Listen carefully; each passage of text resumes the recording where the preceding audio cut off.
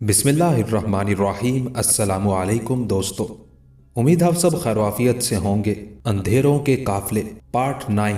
दूसरे दिन तलू होने वाला सूरज बड़ी अलबनाक खबर लेकर आया।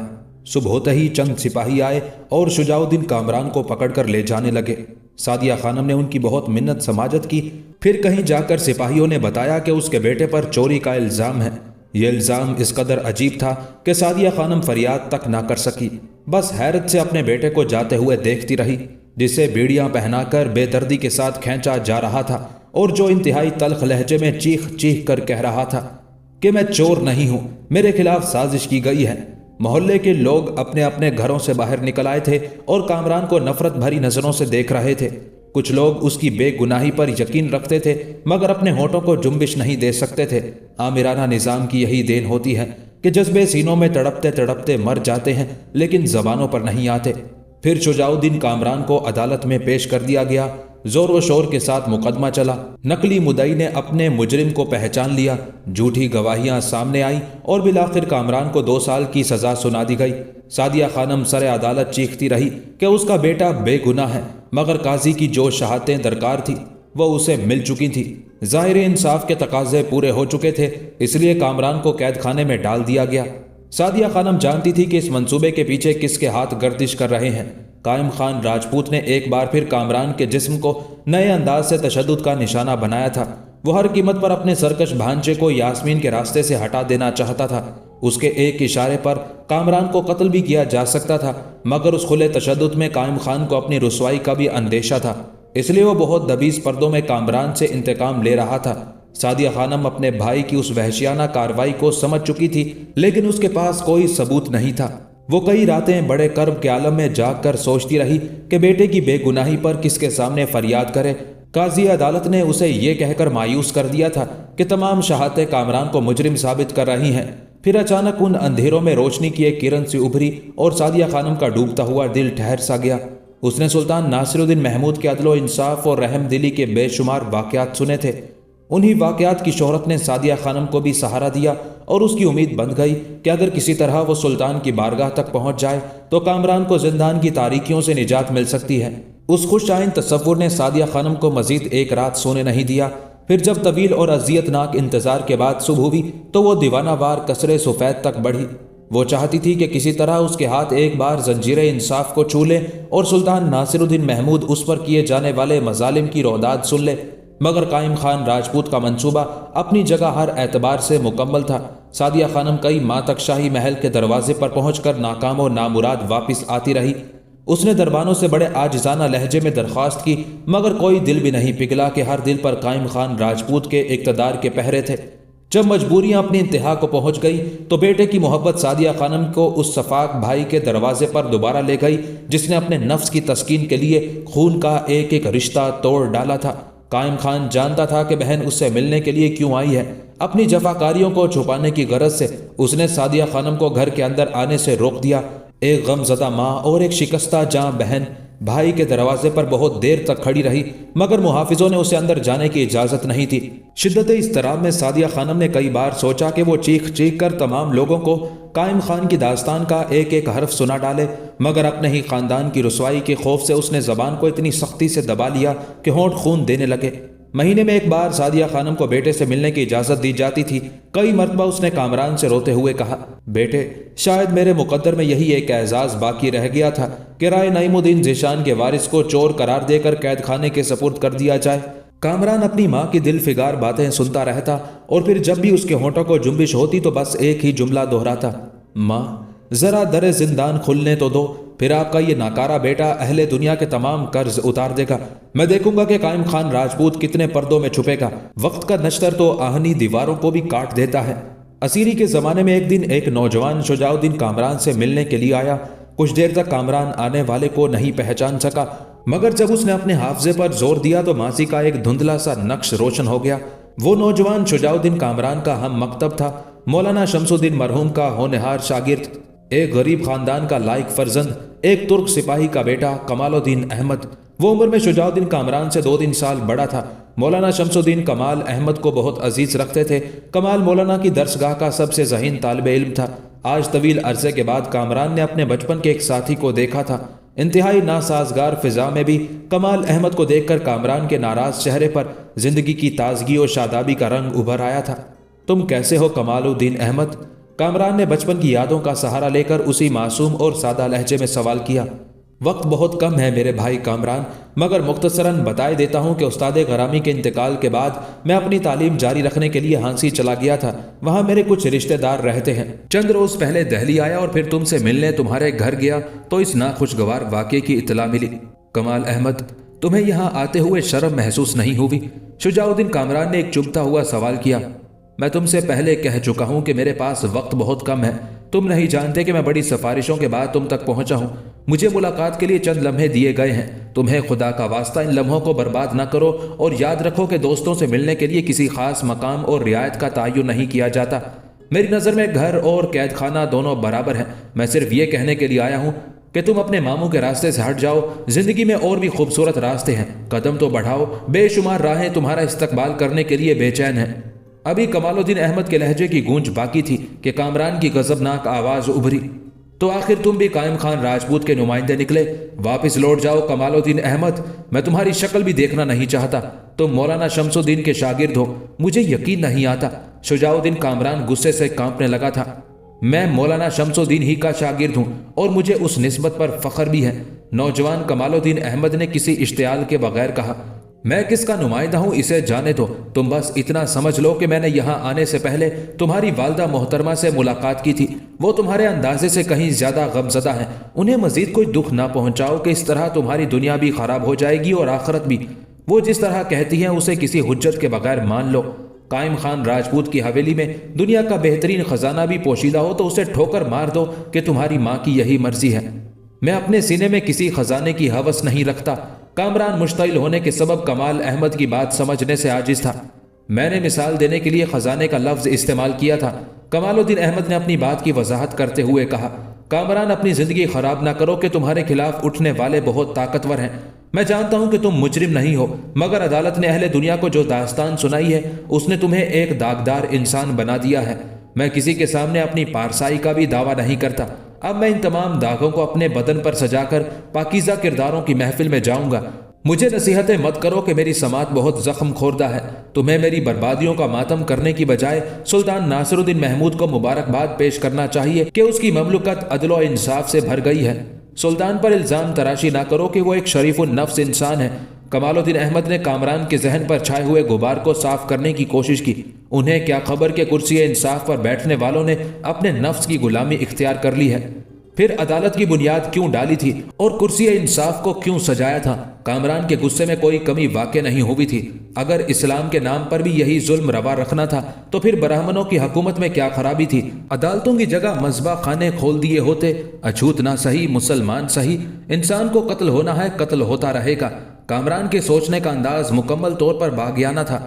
کمال الدین احمد حیرت و کرب کے ساتھ اپنے بچپن کے دوست کو دیکھتا رہا جس کے ذہن پر منفی خیالات نے یلغار کر دی تھی اور جہاں اندھیروں کے سوا کسی چیز کا گزر نہیں تھا۔ تم چلے جاؤ کمال اور کسی مکتب میں اپنی تعلیم مکمل کرو۔ میں بھی کسی زندان یا مقتل کی درسگاہ میں داخل ہو کر موت کی تربیت حاصل کروں گا کہ اب فرشتہ اجل ہی میرا استاد ہے۔ یہ کہہ کر شجاع الدین کامران نے منہ پھیر لیا۔ کمال الدین احمد کچھ دیر تک سکوت کے عالم میں کھڑا رہا اور پھر بلند آواز میں کہنے لگا، کامران، میں کسی امیر کا گماشتہ بن کر نہیں، ایک دوست کی حیثیت سے تمہارے پاس آیا تھا۔ اگر کبھی تمہیں میری گواہی کی ضرورت محسوس ہوئی تو تم مجھے کسی زمانہ ساز رشتہ دار کی طرح بے زبان نہیں پاؤ گے۔ میں تم سے دور سہی مگر تمہارے لیے دعا کرتا رہوں گا۔ بس کمال، واپس لوٹ جاؤ کہ مجھے تمہاری دعاؤں کی ضرورت نہیں ہے۔ کامران اتنی زور سے چیخا کہ زندان کے سناٹوں میں گہرا شگاف پڑ گیا۔ کچھ دن بعد ایک اور تکلیف دہ واقعہ پیش آیا جس نے کامران کی اذیتوں میں مزید اضافہ کر دیا۔ داروغہ زندان نے اسے تنہائی میں طلب کرتے ہوئے کہا، اگر تم میرے سامنے قائم خان راجپوت سے اپنے جرم کی معافی مانگ لو تو پھر یہ زنجیریں بھی کٹ سکتی ہیں اور تمہارے نامراد روز و شب پر آسودہ زندگی کے دروازے بھی کھل سکتے ہیں۔ کامران حیرت سے داروغہ زندان کو دیکھتا رہا، پھر بہت نرم لہجے میں بولا، یہ آپ کی خواہش ہے یا قائم خان کے ذہن میں ایسا کوئی ہمدردانہ خیال پیدا ہوا ہے؟ قائم خان نے تمہاری بے سہارا ماں پر ترس کھا کر یہ فراخ دلانہ پیشکش کی ہے۔ داروغہ زندان ایک ظالم کی شان میں قصیدہ پڑھ رہا تھا، قائم خان ایک عظیم انسان ہے۔ ابھی داروغہ زندان کی بات مکمل ہونے بھی نہیں پائی تھی کہ شجاع الدین کامران کی قوت برداشت جواب دے گئی، اگر وہ مجھے سزائے موت دینے پر قادر ہوتا تو میں اس سے اپنی زندگی کی بھیک مانگنا بھی گوارا نہ کرتا۔ وہ اس دنیا کا سب سے جھوٹا انسان ہے اور قانون ایک درندے کی مسلسل وکالت کر رہا ہے۔ پہلے قاضی عدالت نے اس کے گناہ کی پردہ پوشی کی اور اب آپ اس کے چہرے کی سیاہی کو دھونے کی کوشش کر رہے ہیں۔ کامران کا لہجہ بہت تلخ تھا۔ داروغہ زندان بھڑک اٹھا، تجھے قید و بند کی سختیوں نے بدحواس کر دیا ہے۔ میں قائم خان کی وجہ سے تیری بے ہودگیوں کو نظر انداز کر رہا ہوں۔ تو اس دن بھی حضور سلطان کی شان میں گستاخیاں کر رہا تھا۔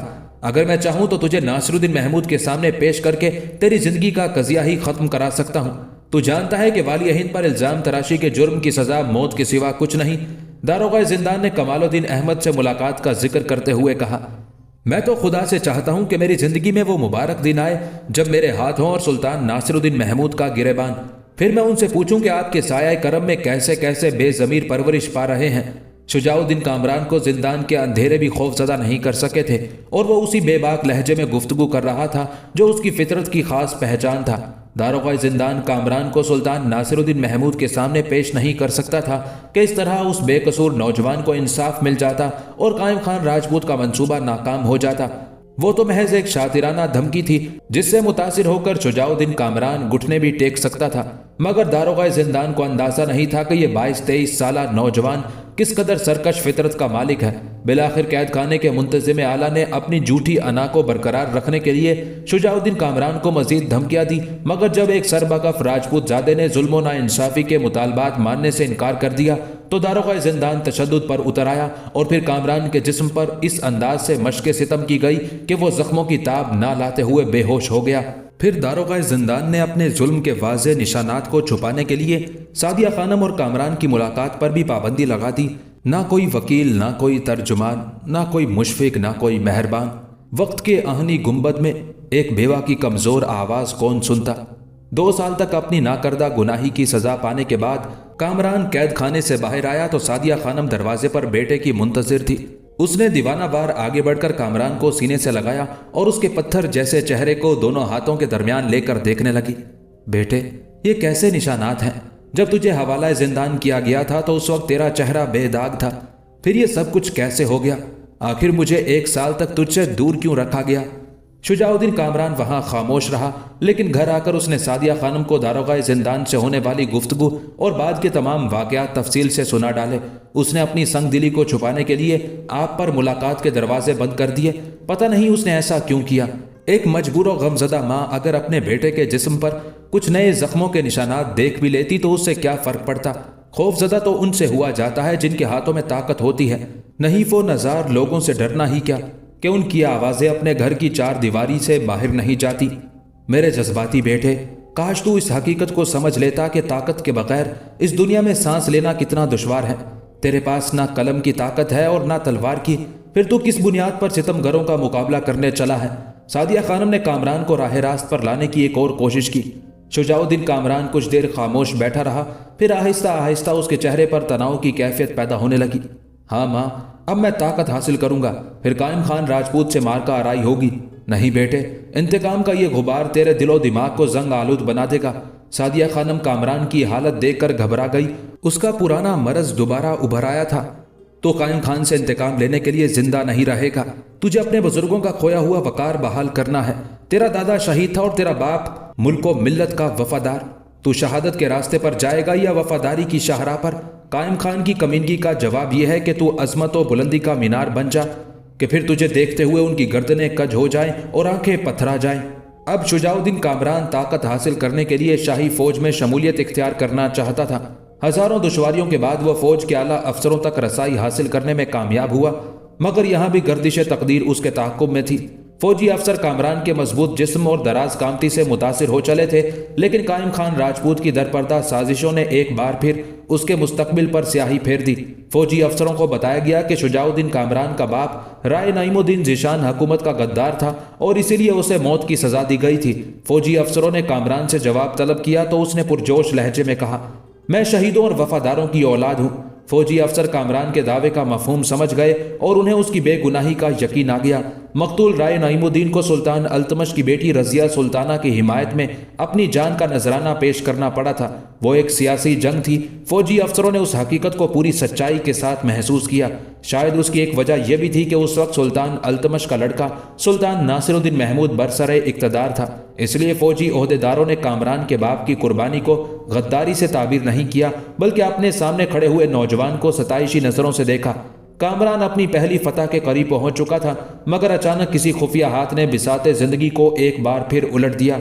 फौजी अफसरों को बताया गया कि शाही सिपाह में शामिल होने की आरजू रखने वाला नौजवान एक सजा याफ्ता चोर है। फिर जब काजी अदालत ने इस बात की तस्दीक कर दी तो कामरान को इंतहाई जिल्लत और रुसवाई के बाद फौजी खेमे से निकाल दिया गया। ताकत हासिल करने का ख्वाब बिखर चुका था। फिर देखने वालों ने देखा कि शुजाउद्दीन कामरान कृष्ण राव के मकान की तरफ बढ़ रहा था। जब कृष्ण राव के मुलाजमों ने बताया कि सादिया खानम का बेटा उससे मिलना चाहता है तो बूढ़े राजपूत के खुश्क और मोटे होंठों पर एक अय्यार मुस्कुराहट उभर आई। उसे फौरन भेज दो, कृष्ण राव ने अपने मुलाजमीन को हुक्म देते हुए कहा। मैं जानता था कि वो एक दिन मेरे पास जरूर आएगा। कृष्ण राव का एक मुसल्ला खादिम तेजी से दरवाजे की तरफ बढ़ा और फिर कुछ देर बाद ही शुजाउद्दीन कामरान उस शख्स के सामने खड़ा था जिसने कई साल पहले सादिया खानम को बड़ी अजियतें पहुंचाई थी। आ मेरे नाराज बेटे। कृष्ण राव के मकरू चेहरे पर उसके मुनाफिकाना जज्बे पूरी शिद्दत के साथ रोशन हो गए। कैसे याद आ गई मुझ गुनहगार की। मुझे ताकत दे कृष्ण राव, मैं तेरे पास इसीलिए आया हूं। शुजाउद्दीन कामरान की आवाज से कमरा गूंज उठा और कृष्ण राव के मुसल्ला खिदमतगार एक मुस्लिम नौजवान को हैरत से देखने लगे। कैसी ताकत।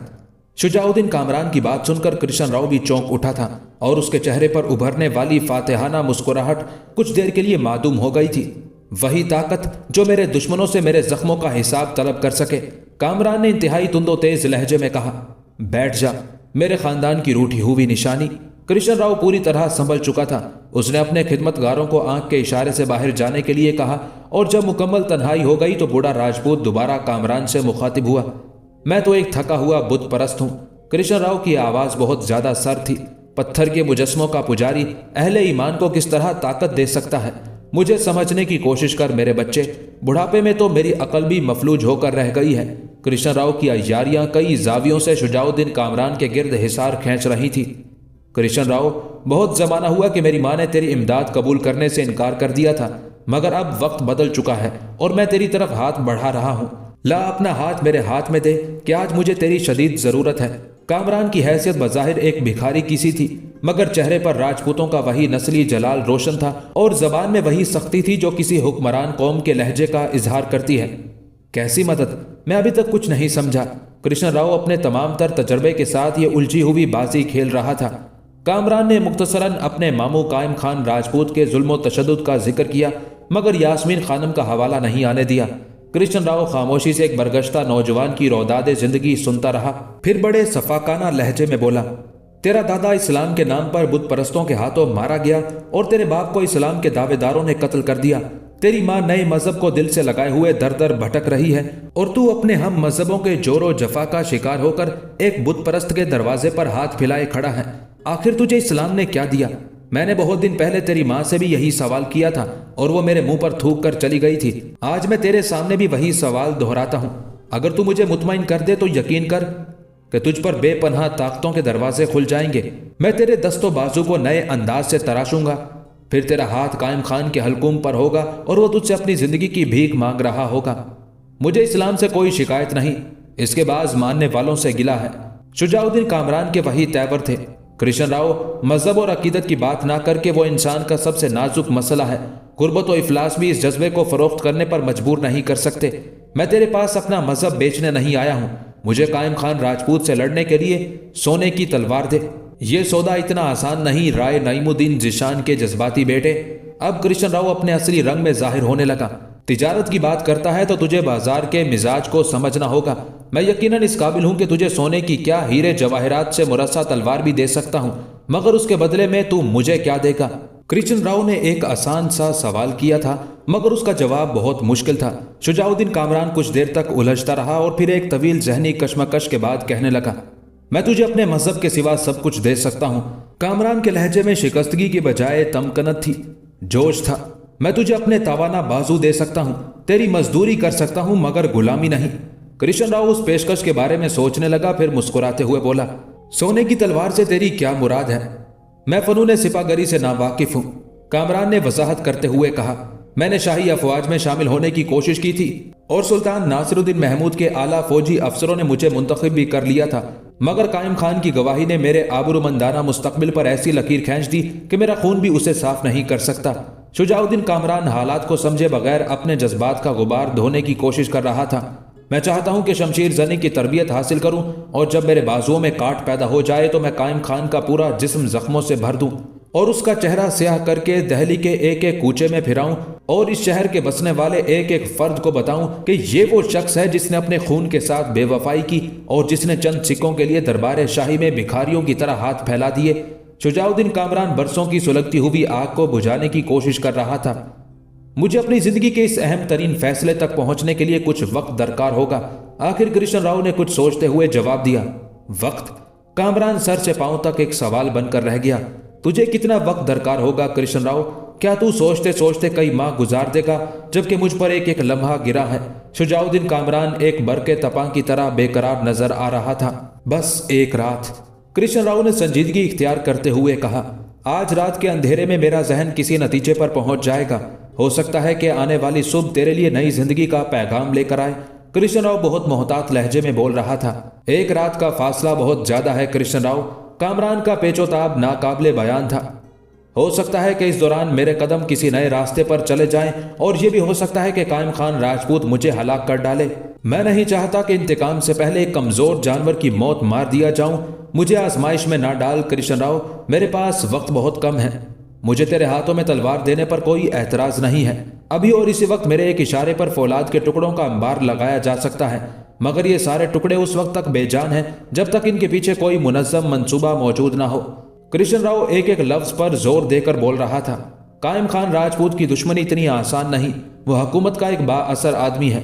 अगर मेरे मंसूबे में कहीं कोई हल्की सी भी कोताही बाकी रह गई तो वो अजदहा मुझे और मेरे सैकड़ों साथियों को झिंगरों और छिपकलियों की तरह निकल जाएगा। इसलिए मुझे सोचने दे बेटे कि बस एक रात की बात है, फिर उजाला ही उजाला है। ऐसा उजाला जिसकी एक एक किरण में तेरे दुश्मनों का खून झलक रहा होगा।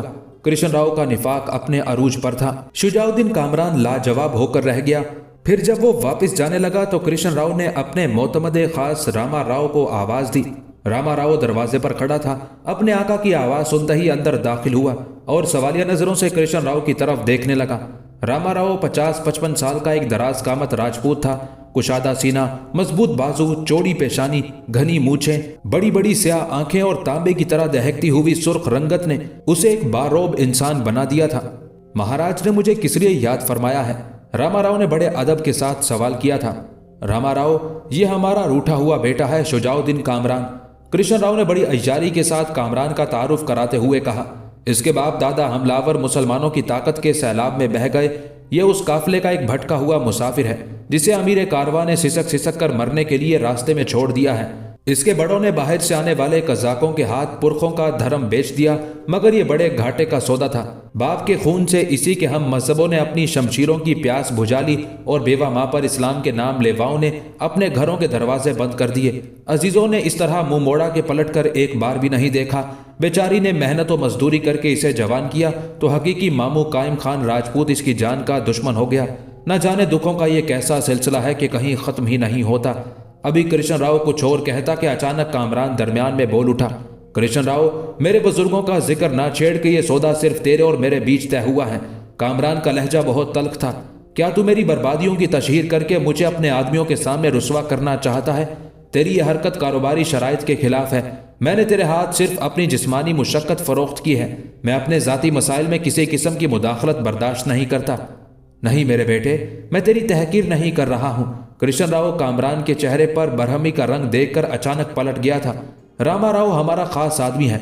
भगवान न करे अगर मुझे तेरी रुसवाई ही मंजूर होती तो मैं अपने मुलाजमों की फौज को जमा कर लेता, फिर तेरी महरूमियों के किस्से मजे ले लेकर सुनाता। लेकिन तू देख रहा है कि इस कमरे में हम 3 आदमियों के अलावा कोई चौथा शख्स मौजूद नहीं। रामा राव को भी महज इसलिए तलब किया गया है कि वो तेरे काम में बहुत मुआविन साबित होगा। कृष्ण राव की मुनाफकत के चंद तेज छींटों ने कामरान के गुस्से की आग को बुझा दिया। रामा राव, आज से कामरान हमारे हल्के में शामिल हो गया है। कृष्ण राव ने बड़ी जहानत से एक नौजवान की सरकशी को कुचल दिया था। कामरान को चांदी के इतने सिक्के दे दो कि वो और उसकी माँ कई साल के लिए अपनी तमाम ज़रूरतों से बेनियाज हो जाएं। कृष्ण राव ने अपने मोतमदे खास को हुक्म देते हुए कहा। रामा राव चंद कदम पीछे हटा और मुल्हका कमरे का दरवाज़ा खोलकर अंदर दाखिल हो गया। फिर कुछ देर बाद वो वापस आया तो उसके हाथों में सिक्कों से भरी हुई एक थैली थी। रामा राव ने मुस्कुराते हुए वो थैली कामरान की तरफ बढ़ा दी। ये क्या है? शुजाउद्दीन कामरान के होठों को जुम्बिश हुई। उसके माथे पर कई बल नुमाया हो गए थे। ये तुम्हारी खिदमत का पेशगी मुआवजा है, कृष्ण राव ने संजीदगी के साथ कहा। इस थैली में वो चीज़ पोशीदा है जो तुम्हें दुनिया के बेशतर गमों से निजात दे देगी।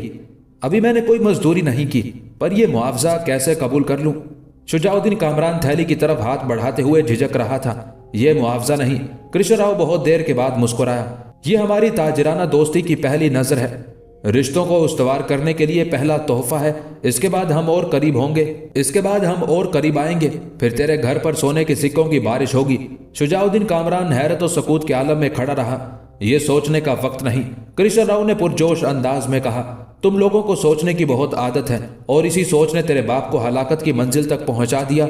अगर वो एक लम्हे के लिए सुल्तान से अपने तर्ज अमल पर माजरत कर लेता तो तुम्हें जिंदगी के ये स्याह दिन कभी ना देखना पड़ते। कायम खान राजपूत तुझे महज इसलिए सता रहा है कि तेरे पांव जमीन से उखड़ गए हैं। अपने कदमों को सोने की जंजीरों से जकड़ ले, फिर तू भी मोतबर हो जाएगा। शायद तुझे लोग सजदे भी करने लगे और एक दिन तू भी किसी देवता का रूप धार ले। कामरान के चेहरे पर कई रंग उभर कर डूबते रहे। आज मैं तुझे वो चीज दे रहा हूं कि जिसके बगैर कोई तहरीक कामयाबी से हमकिनार नहीं होती। इसे मजबूती से पकड़ ले। कृष्ण राव बड़े जज्बाती हरबे इस्तेमाल कर रहा था। बिलाखिर शुजाउद्दीन कामरान ने थैली की तरफ हाथ बढ़ा दिया। अब तेरी फतह को दुनिया की कोई ताकत नहीं रोक सकती, कृष्ण राव ने कह कहा लगाते हुए कहा। तूने वक्त की रफ्तार का सही अंदाजा कर लिया। अब कायम खान राजपूत की क्या हैसियत है? मैं तो सारी दुनिया को तेरे आगे खम होते देख रहा हूं। तू ठीक कहता है कृष्ण राव, यही चीज तो मुझसे रूठ गई थी। कामरान ने नुकरई सिक्कों की थैली को बहुत गौर से देखा और तेज कदमों के साथ निकल कर चला गया। कामरान के जाते ही कृष्ण राव ने एक और कहकहा लगाया। यह बड़ा वहशियाना कहकहा था। रामा राव भी उसकी दीवानगी में शरीक हो गया था।